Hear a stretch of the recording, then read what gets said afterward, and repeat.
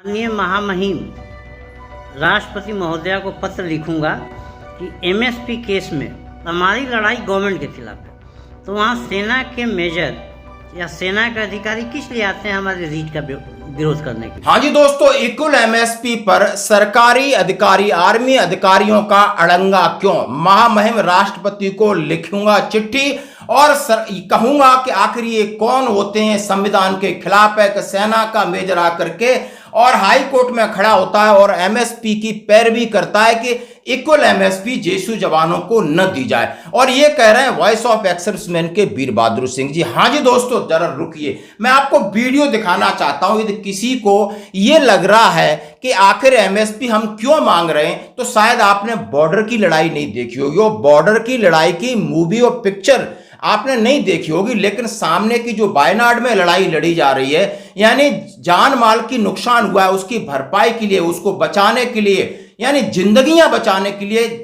कौन जंग लड़ रहा है। आप देखिए ये सूबेदार साहब हैं, कितना भारी भरकम सामान उठा रहे हैं। आप देखिए हवलदार है, आप देखिए नायक है, आप ये देखिए लेफ्टिनेंट है, आप ये देखिए सिपाही है। ये काम कर रहे हैं, ये गीले कपड़ों में हैं और काम कर रहे हैं, तो खतरा जीवन का इनको होगा।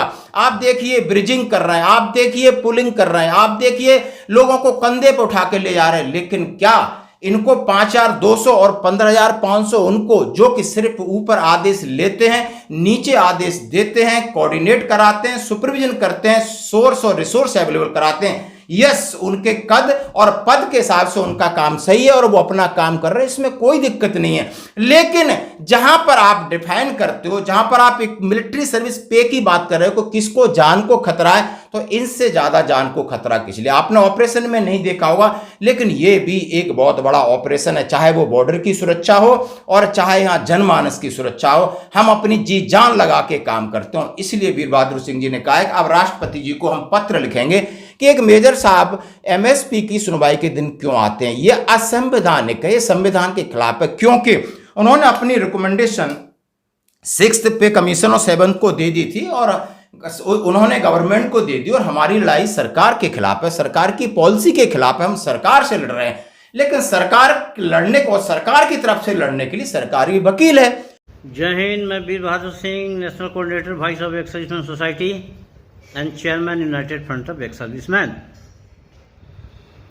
जैसा कि मैंने पहले अपने वीडियो में बताया था कि मैं माननीय महामहिम राष्ट्रपति महोदया को पत्र लिखूंगा कि एमएसपी केस में जब सेना पार्टी नहीं है और सेना ने अपनी रिकमेंडेशन 6 और 7 पे कमीशन को दे दिया है, पे कमीशन ने अपनी रिकमेंडेशन गवर्नमेंट को दिया है, जिसको सरकार ने स्वीकार किया है, तो हमारी लड़ाई गवर्नमेंट के खिलाफ है, तो वहाँ सेना के मेजर या सेना के अधिकारी किस लिए आते हैं हमारे रीट का विरोध करने के लिए।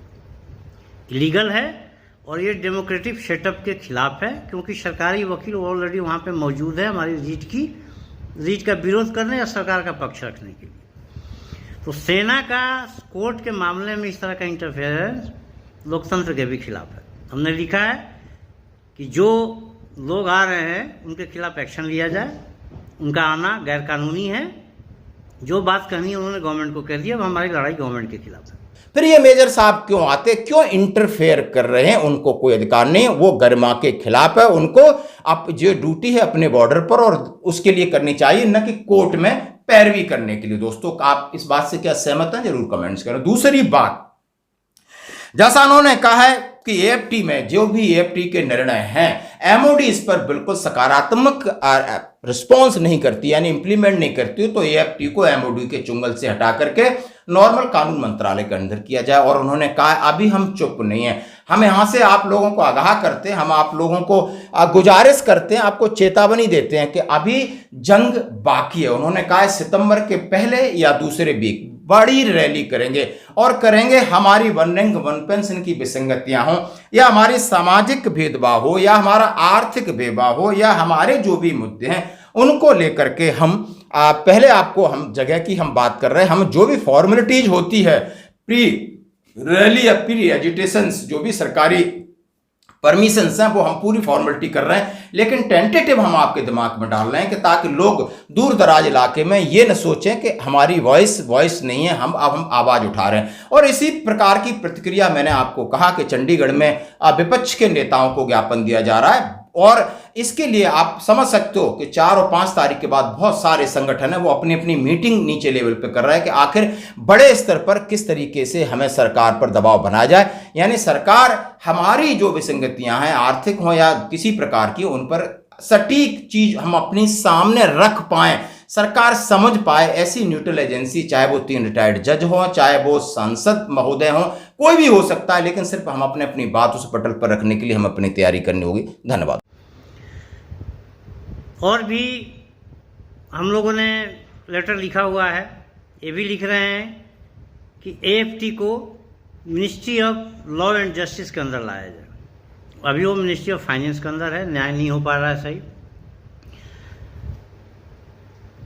दूसरी बात, वॉइस ऑफ एक सर्विसमैन सोसाइटी एक बहुत बड़ा सम्मेलन, रैली या जो नाम दे दीजिए, दिल्ली में सितंबर 1 या 2 वीक में करेगी।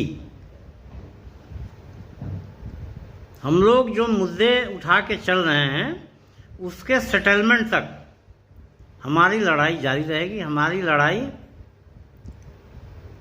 भेदभाव के खिलाफ है, चाहे वो आर्थिक हो या सामाजिक हो। हमारी लड़ाई JCO जवान के कल्याण के लिए है। तो जब तक अपने लक्ष्य को हम लोग पा नहीं लेते, लड़ाई कंटिन्यू रहेगी।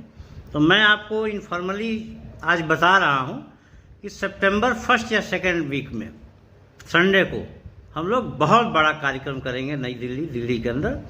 प्रयास है सेंट्रल दिल्ली के अंदर हो। जगह देखी जा रही है, उसकी बुकिंग कराई जा रही है। बस आपको सूचना एडवांस में देना था, वो मैंने दे दिया। जय हिंद, जय भारत।